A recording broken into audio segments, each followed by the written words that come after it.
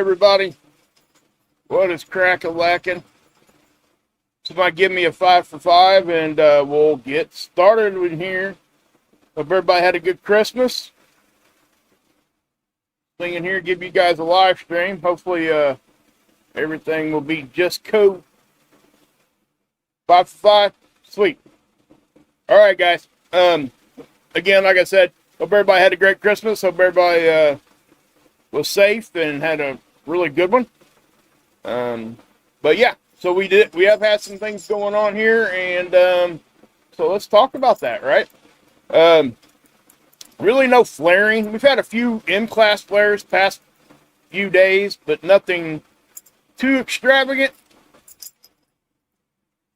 But we did have some eruptions on the sun, and it was caused from in my opinion, the sun was disrupted from a comet, but we had some destabilization all over the sun, not even on the side the comet was at. So kind of what I think happened was the comet got close, disturbed the sun a little bit, made things get a little unstable, and it just started kind of like a chain reaction. And I will kind of show you that, because if anybody watched well, some of you guys did, but actually quite a few of you guys did, a little 1-minute video I did on Christmas Day. Yeah, you've seen it come in, the comet come in. I showed you guys the eruptions that happened, 1, 2, 3, 4, and there was a couple more after that, but once one of them starts, the whole sun kind of gets disrupted. That's what I'll say. It just does. It happens very quickly. It's just, again, it's a chain reaction. So, but as you can tell right now, you know, really nothing going on here as far as flaring. You know, no radiation storms right now. Geomagnetic activity is really, really low, actually. Again, when it gets down low between like 0 and 1 and stays down there, we start talking about cosmic rays. That's not from the sun, okay? Cosmic rays are not sun related. It's from other places out in space, the cosmos, right? And it is radiation burst, basically. And actually, we had one a couple years ago, and they really did a deep dive into it, because it was the third strongest one on record. And since we've been recording these kinds of things, and I will say this, that, you know, they can't figure out where it came from. I believe it's it is the strongest one that they've not been able to definitively say where that cosmic ray came from, or that cosmic ray burst. It's not like can't think of it like just a beam, you know. It's a surge of highly charged particles, okay? But anyway, as you can tell here, guys, here are the sunspots. We got one facing us right now. Now, what I'll say here, guys, is this right here, you can see how it's pretty large. You can fit Earth inside that, okay? Maybe even 2, but most likely more like 1, 1.5. It's pretty stable. And why I say that, when you look at these, if I was to take you over to show you the magnetic polarities, I'm not going to, because it's really not necessary right now. Some of these little cores that are hanging around are not really that close to each other. They're very symmetrical, and when that happens, when they're symmetrical like that, if they're not like all lopsided and all of that, what happens is, sorry about that, guys, my dog. Hold on a minute. I'll be right back. Sorry, you cannot have the squeaker right now, sweetheart. Sorry about that, guys. Hey, real life, you know. That's what happens. No, go on. Okay, so with that being said, I'll show you the sun here, and as you can tell, we got a coronal hole also. And this is a fairly large one. It's been rotating in. It's been there for quite some time, but it's been rotating in for the past couple days. We will connect to that, and it will increase our solar wind speed, solar wind density, all of that, and it could actually help. It could actually help put us into storm levels. Okay. You okay, Puka? You okay, baby? Come here. Come here. You all right? You okay?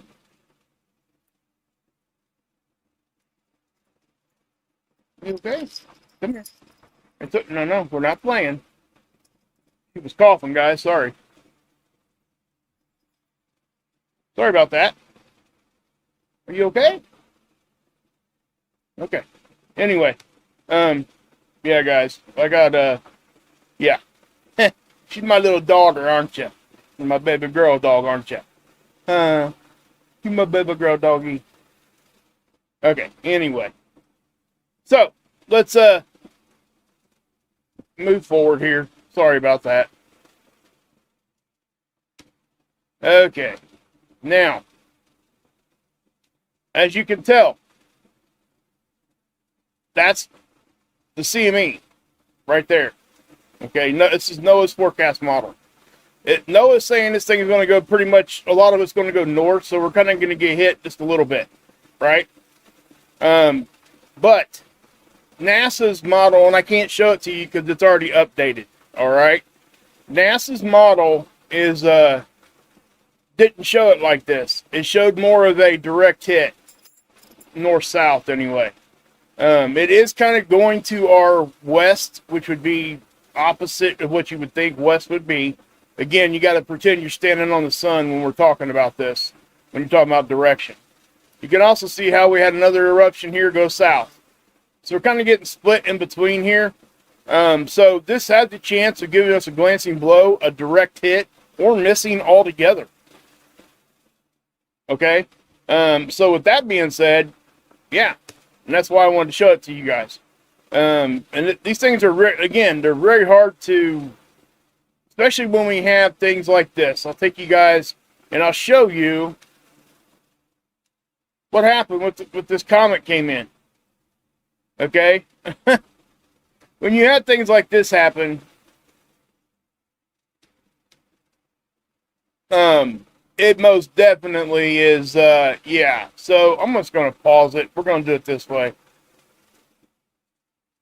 So if I just take it back here, well, we'll just go forward with it. Okay? So here's the comet. You guys can see it.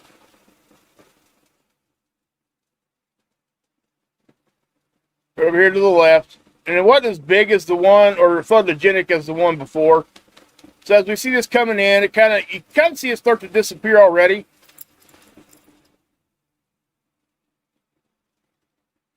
But as this thing comes in, you can see the sun start to react, right?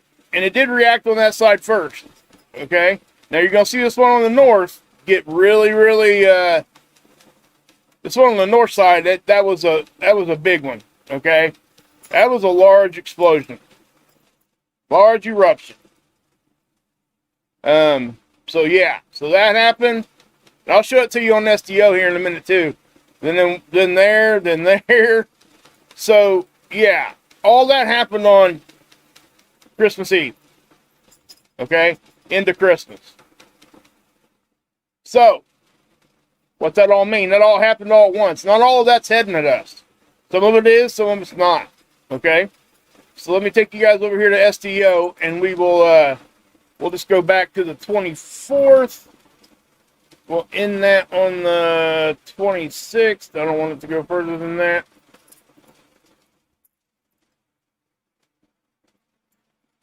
There we go. 304.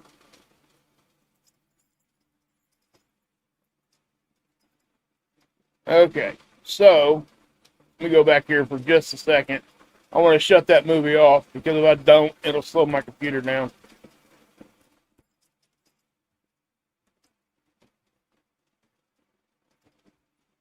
Okay, so as you can tell, and I'm going to slow this down for you guys, and we're just going to run through this, and I'm going to show you what's going on. This is the 304 angstrom. This is the angstrom of light we look at. It's just that part of the light spectrum. We can't see this with our naked eye, okay? So with that being said, what I'll say here is the fact that our eyes can see very little of the light spectrum. So they put these filters on there so we can see different gases. Okay, I'm not going to go much more into detail than that on that part of it, but I do want to show you guys this because I want you guys to watch this filament. This filament up here is going to destabilize and it's going to start getting disrupted in a very dramatic kind of way. It's going to look, you guys got to understand the distance here. From here to here is probably 20 Earth sizes. Okay? So with that being said, watch what happens here. See it spinning? See that? Wham! And out it went. Okay? Now I know it's very dramatic. That is the one I believe they think may give us a glancing blow. It could or could not. Any of these actually, the way they flung out could really kind of give us a glancing blow. But that's very, very, that's a lot of plasma, a lot of charged particles just getting flung out. And a lot of that left the sun. Also, watch the surface. And I'll show it to you here. Watch as this filament peels off and explodes out, you can see the surface kind of open up with what we call kind of like a canyon of fire. I'm not going to go into what that is. It's not really a fire, but you kind of see that, guys? You see two lines, one here and one here. See how it opens up like that? And that is the surface. That ain't the actual corona. You can see other little eruptions, like here, little snake-like stuff. We go down here. I'm going to zoom out just a little bit because I want you guys to be able to see this one in full because this one was rather dramatic. Go forward here.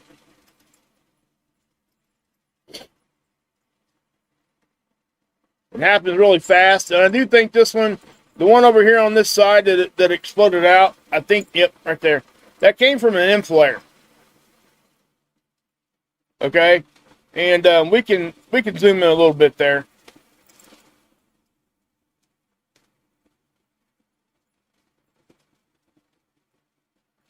What the hell?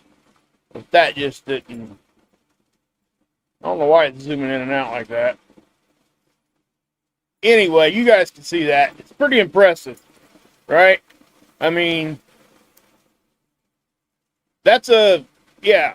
So there's your end flare right there. You see that little flash?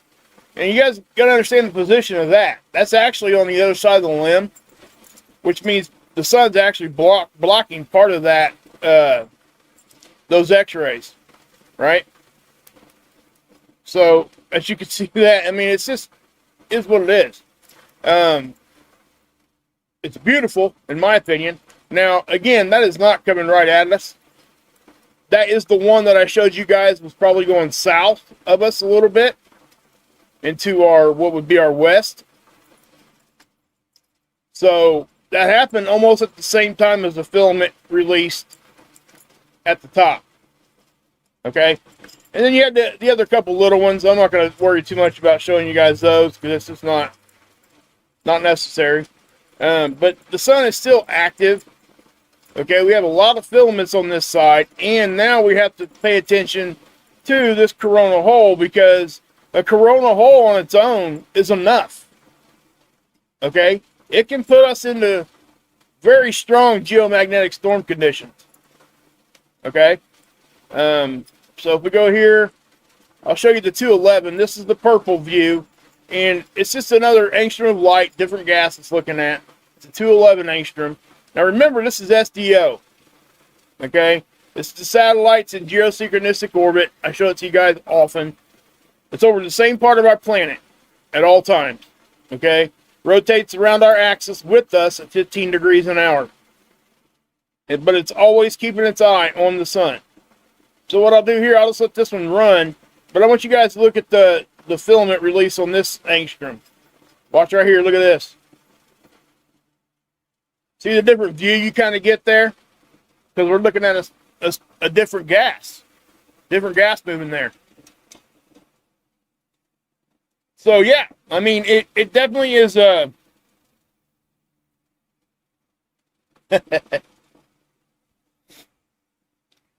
you guys are awesome. Hey, Jerry. Hey, Kathy. Good to see you guys. Virginia Seeking Truth. What's up? 13 Swan. Rick Sanchez. What's up? Piper Lynn in the house. Virginia. Stephanie. What's up? Give me a roll call in there, guys. Give me a roll call. Let everybody know where you're at regionally. You ain't got to tell them exactly where you're at. As a matter of fact, I would not recommend you tell people exactly where you're at for internet issues. But yeah, give us a roll call. I like that. Adam does that over on Marfugal. I think it's pretty cool. Lets people understand. Hi, baby girl. I'll play with you in just a minute, okay? Anyway, as you can see here, this coronal hole right here is, you can see it grow. Now, there is a little bit of what we call the parallax effect, okay? When you're looking at a sphere, whether you're looking at it across the room or out in space, things look big, smaller on the side than what they actually are. Okay? So as they rotate towards the middle, they appear to grow anyway, but this one is actually growing. You can see it's getting bigger, but the parallax effect is part of why that looks so small, but you can clearly see that opening up more. It's not hard to do there, okay? But I just wanted to point that one out. Let you guys see that for a minute. We're going to go over to spaceweather.com real quick. He's talking about, Dr. Tony Phillips is talking about geomagnetic storm watch, just like I was just talking about a second ago. And he kind of agrees with what I said. When those of us out here doing these space weather channels, we don't always 100% agree. Matter of fact, a lot of times we completely disagree. Okay? So with that being said, yeah, you got to take that in consideration. Am I right? Is the other person right? Or is this person over here right? Or what? Well, in my experience, most of the time, all of us are right and all of us are wrong. Most of the time, I'll get part of it right. Somebody else will get part of it right. Somebody else will get part of it right. And then that's what it ends up being. And that's why I now cast, and I don't try to really... I'll try to give my opinion a couple days out ahead of what I think is going to happen.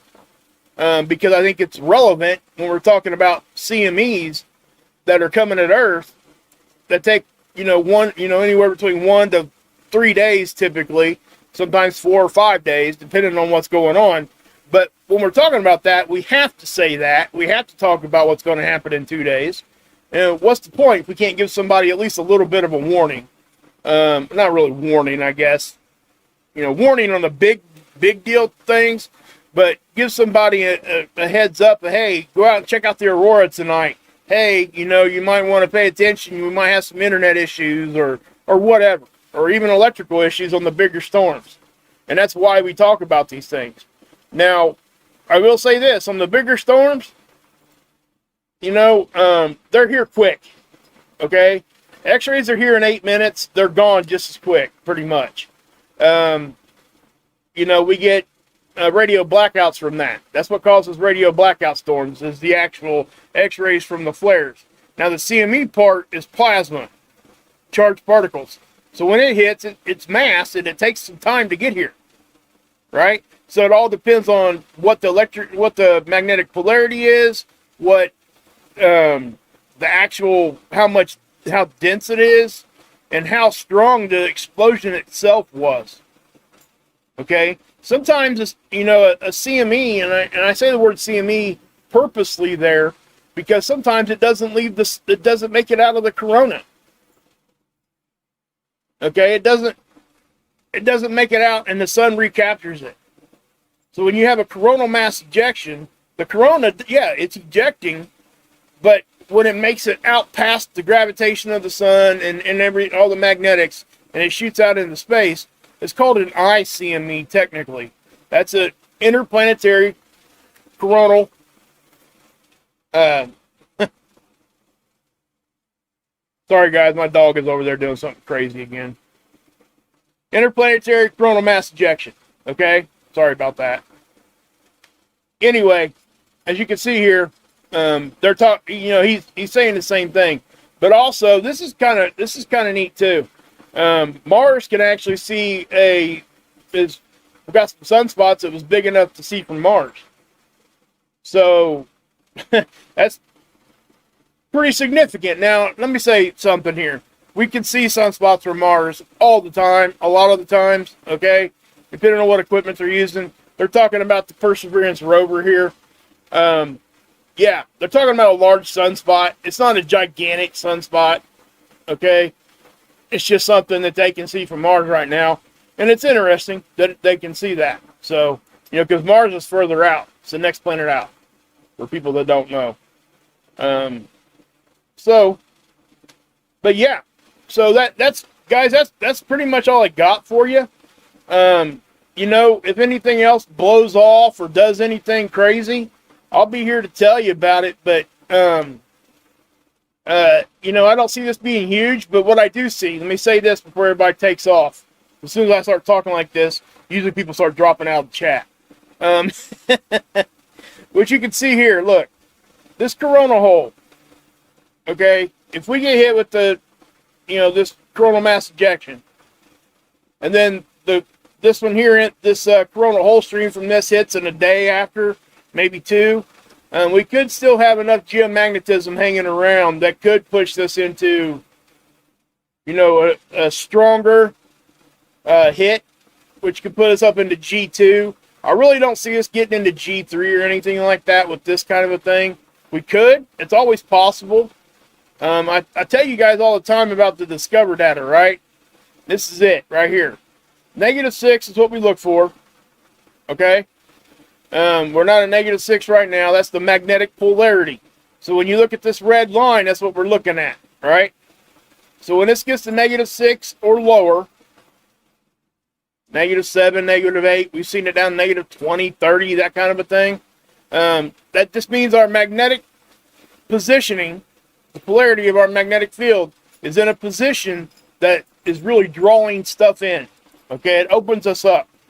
Things come in from our poles first. Okay, so yeah, so that's what I'll say about that. Not much more really to say about that, but so that's what's actually happening. If anything else happens, guys, I'll be here. Thank you guys. Hope you guys had a great Christmas. I plan on streaming tomorrow. You know, like I said, guys, so I'm gonna try to stream every night. You know, with the holiday is why we didn't. You know, I kind of took a little bit of a break there because everybody's family was busy. I was busy.